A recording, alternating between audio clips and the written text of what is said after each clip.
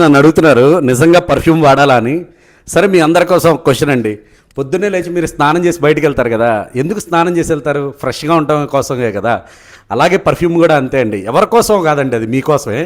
ఎందుకంటే మీరు ఒక ఆఫీస్ మీటింగ్కి వెళ్ళినా, లేదంటే ఒక ఇంటర్వ్యూకి వెళ్ళినా, లేదంటే జాబ్కి వెళ్ళినా, లేదా ఒక బిజినెస్లోకి వెళ్ళినా సరే, మీకంటే ముందు మీ పర్ఫ్యూమ్ వాళ్ళకి వాసన కొంతమంది గుర్తుపడుతూ ఉంటారు. సో అందుకని పర్ఫ్యూమ్ వాడాలండి. అంతేకాకుండా పర్ఫ్యూమ్ ఏంటంటే ఒక పాజిటివ్ ఆరా అండి, చాలా అద్భుతమైన సువాసన ముందు అవతల వాళ్ళని ఒక మంత్రముగ్ధుని చేసేస్తుంది.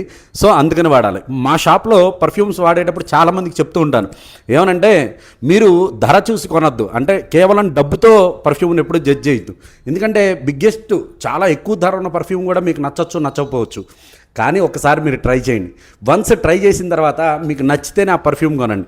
ఎందుకంటే నేను మీకు నా పర్ఫ్యూమ్ అమ్మట్లేదు, మీకు నచ్చిన వాసన మాత్రమే అమ్ముతున్నాను. సో ఎందుకు ఈ మాట చెప్తున్నానంటే, చాలామంది మనం పర్ఫ్యూమ్ అమ్ముతున్నాం అనుకుంటారు. కాదండి, నేను పర్ఫ్యూమ్ అమ్మినా మీకు నచ్చింది మీరు చూస్ చేసుకున్నప్పుడే ఆ పర్ఫ్యూమ్ని మీరు ఆస్వాదించగలుగుతారు.